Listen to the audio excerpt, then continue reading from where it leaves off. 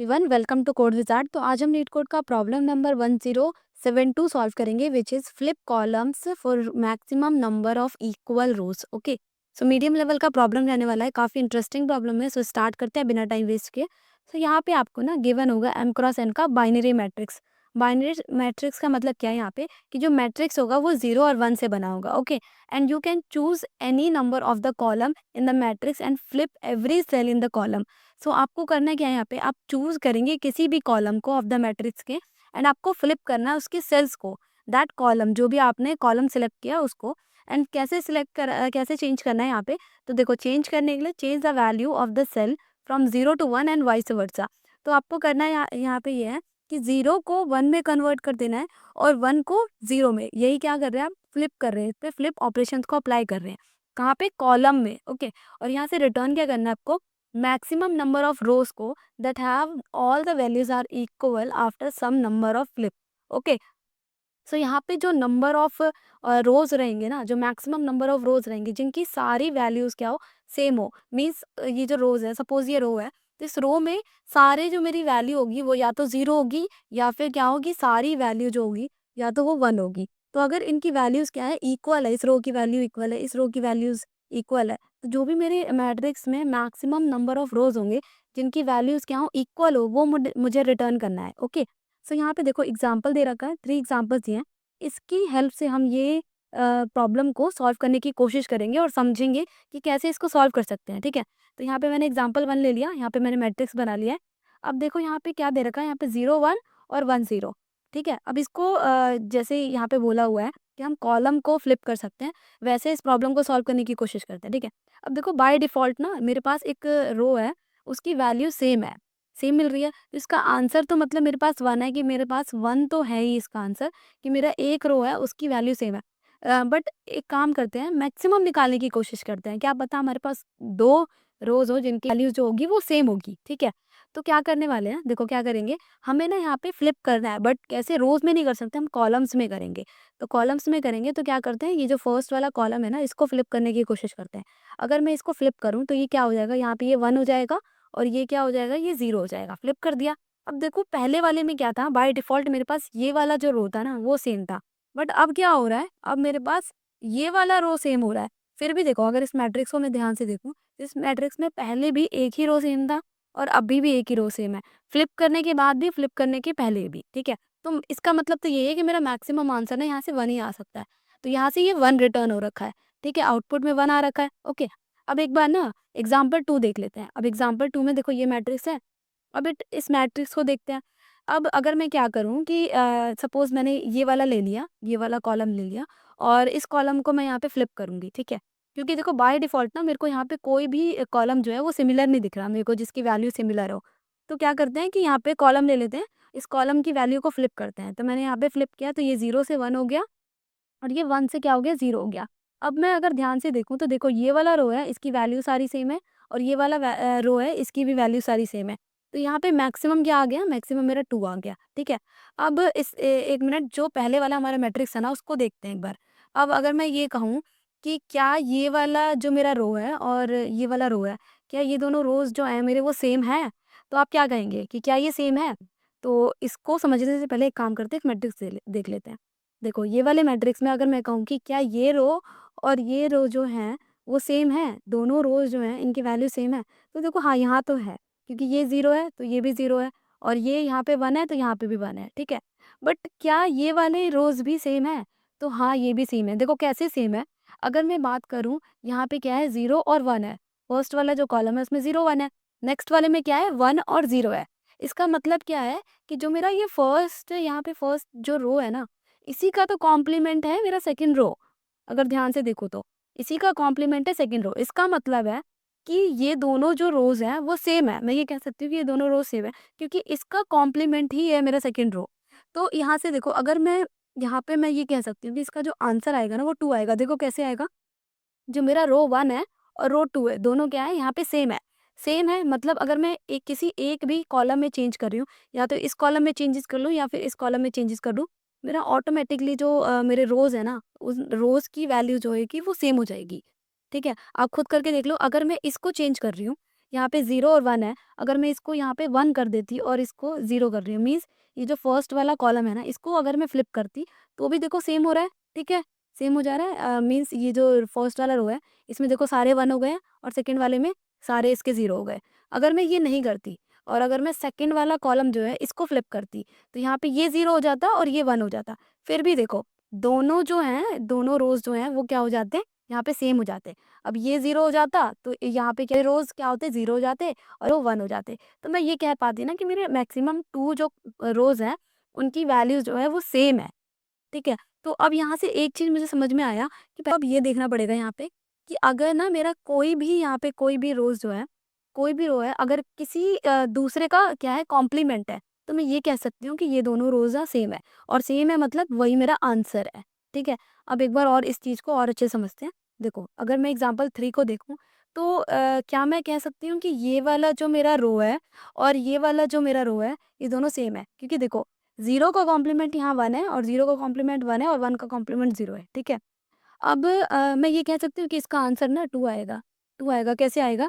अगर देखो, अगर मैं क्या करूँ कि मेरा ये जो लास्ट वाला कॉलम है ना, इसको मैं फ्लिप करती हूँ।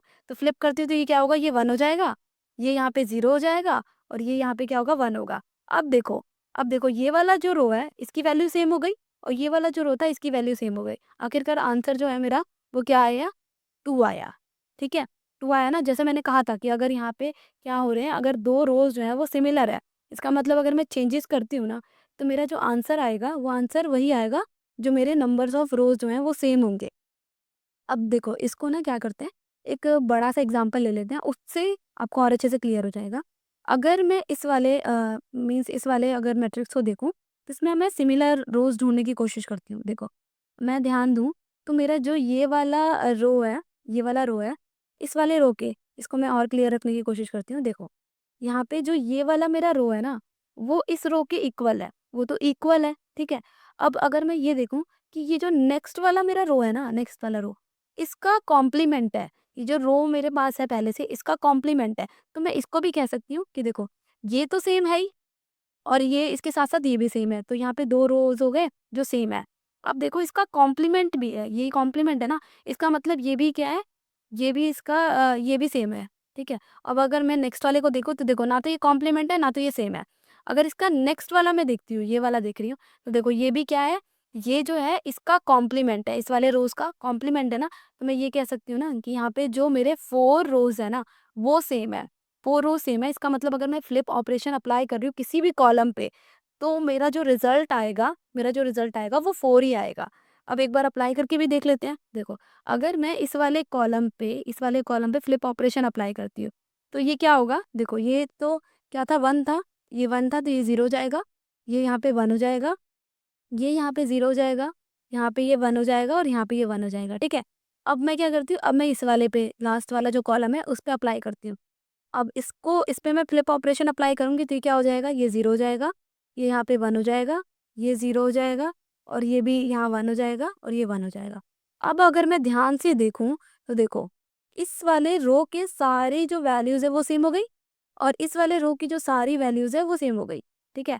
अब अगर मैं देखूँ, देखो नेक्स्ट वाला देखो, इस वाले कॉलम की भी, रोज़ की सॉरी, रो की जो सारी वैल्यूज़ है वो सेम हो गई है और ये वाला जो मेरा फर्स्ट वाला जो यहाँ पे रो है, इसकी भी वैल्यूज़ क्या है, सेम है।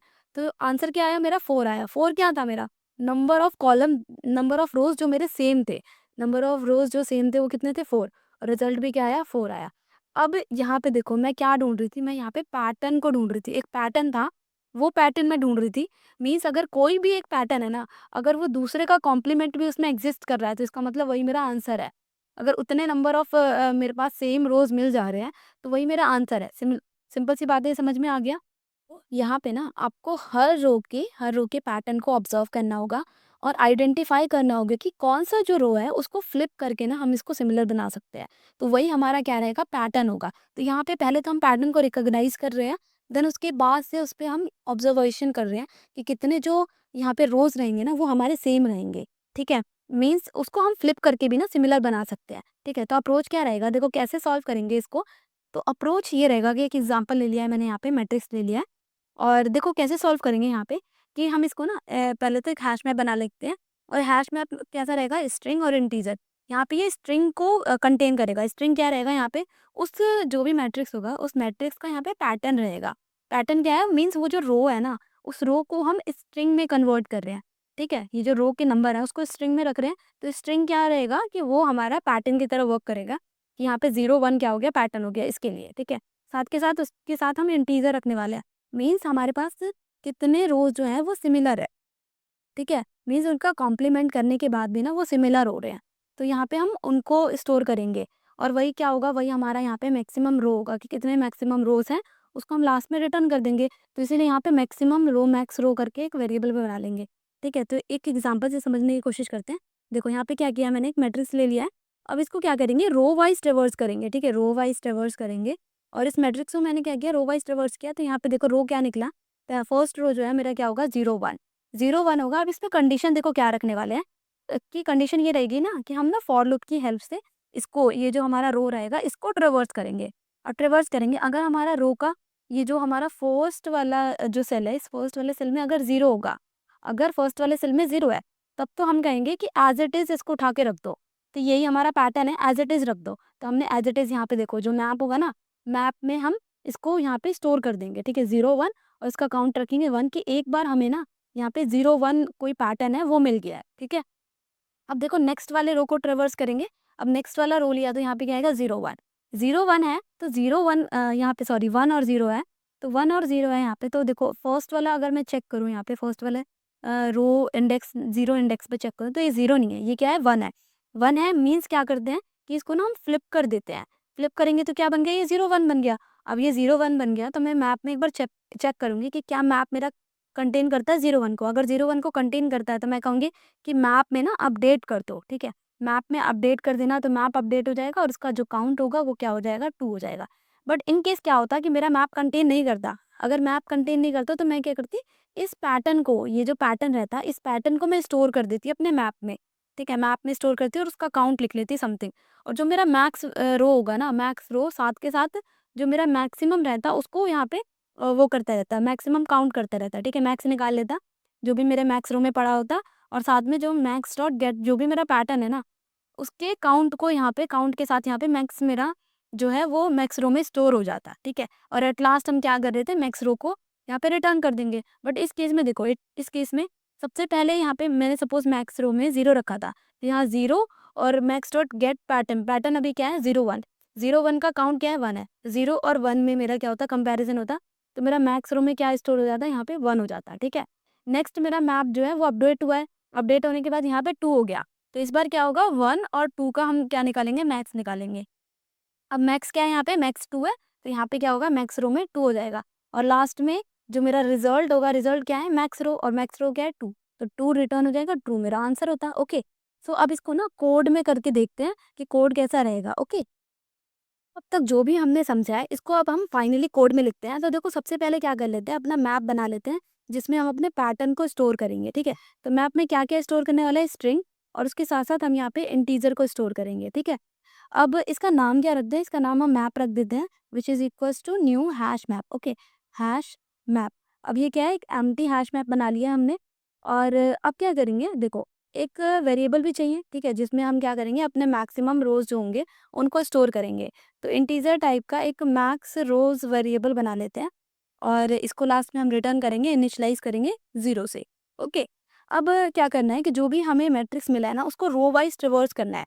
तो फॉर लूप रन करते हैं यहाँ पे, कैसे रन करेंगे, यहाँ पे देखो हम क्या करेंगे कि जो यहाँ पे इनहेंस्ड फॉर लूप है ना उसका यूज़ कर रहे हैं, और क्या करेंगे, रो वाइज यहाँ पे वो कर रहे हैं, ट्रेवर्स कर रहे हैं। इसीलिए मैंने यहाँ पे क्या कर रखा है, एक एरे के टाइप में मैं इसको ट्रेवर्स कर रही हूँ। ठीक है, और किसको करना है, रो को करना है, रो को करना है। ओके सॉरी, मैट्रिक्स को करना है, तो यहाँ पे हम मैट्रिक्स को कर रहे हैं। और अब क्या करते हैं, देखो क्या करते हैं कि जो भी हमारा पैटर्न है ना उसको कहीं तो स्टोर करेंगे, कहाँ स्टोर करेंगे, हम उसको स्ट्रिंग में लाने की कोशिश कर रहे हैं। तो इसीलिए क्या करेंगे कि यहाँ पे स्ट्रिंग बिल्डर बना लेते हैं। ठीक है, स्ट्रिंग बिल्डर, और इसका नाम रखते हैं हम पैटर्न। ठीक है, और which is equals to new string builder. तो एक एम्प्टी मैंने क्या किया है, स्ट्रिंग बिल्डर बना लिया है, जहाँ पे मैं क्या करूँगी, जो भी मेरे ये जो 0 1s होंगे इनको मैं यहाँ ऐड करती जाऊँगी, और वो क्या होगा, एक पैटर्न बनता जाएगा। ठीक है, तो अब मेरा काम क्या है, अब मेरा यहाँ पे काम है, मुझे क्रिएट करना है यहाँ पे पैटर्न को। ठीक है, क्रिएट करना है यहाँ पे पैटर्न को। तो यहाँ पे मैंने कमेंट डाल लिया है, ठीक है। क्रिएट कर रहे हैं हम यहाँ पे पैटर्न को।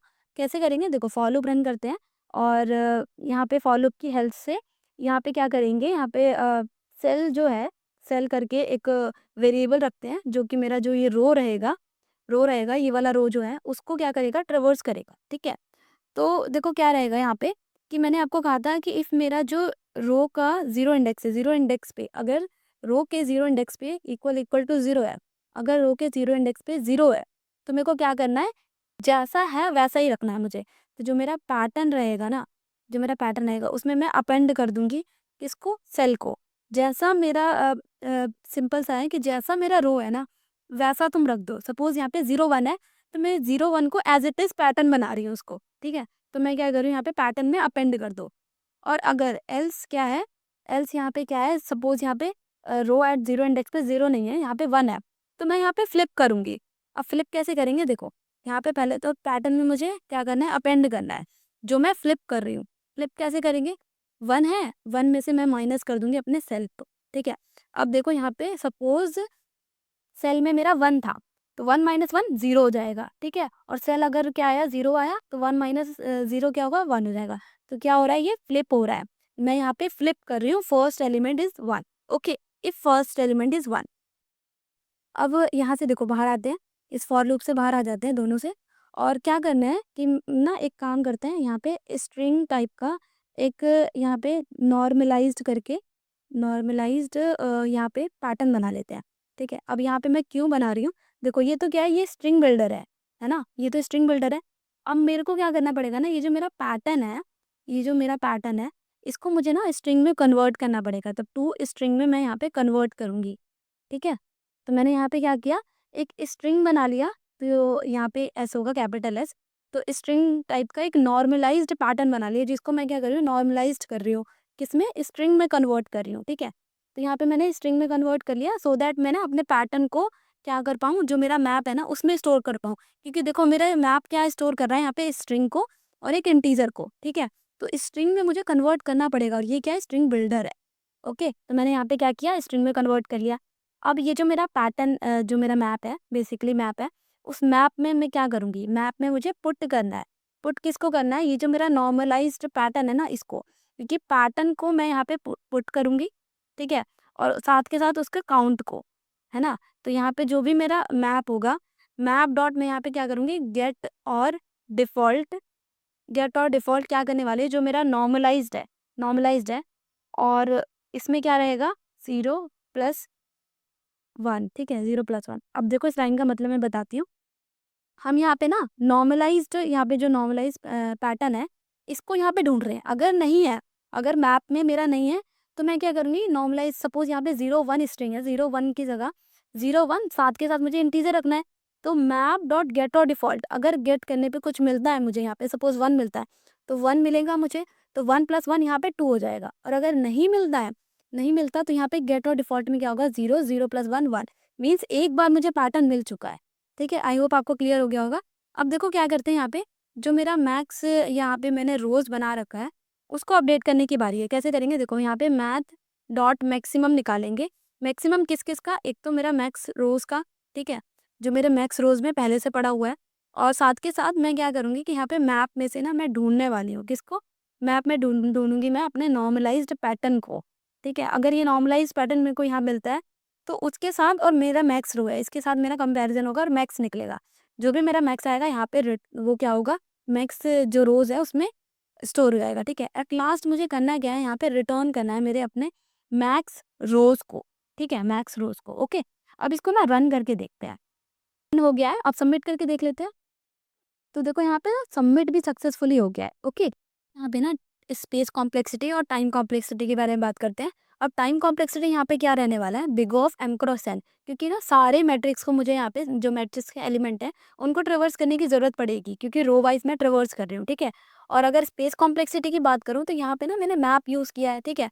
यहाँ पे मैंने मैप यूज़ कर रखा है, और साथ के साथ मैंने यहाँ पे स्ट्रिंग बिल्डर यूज़ कर रखा है। तो इन वर्स्ट केस में मेरे को यहाँ पे सारे एलिमेंट्स को स्टोर करने की ज़रूरत होगी। तो यहाँ पे big of m cross n इसकी स्पेस कॉम्प्लेक्सिटी हो जाएगी, okay. So thank you so much last तक वीडियो देखने के लिए। और अगर वीडियो पसंद आई है तो please like and subscribe. Thank you.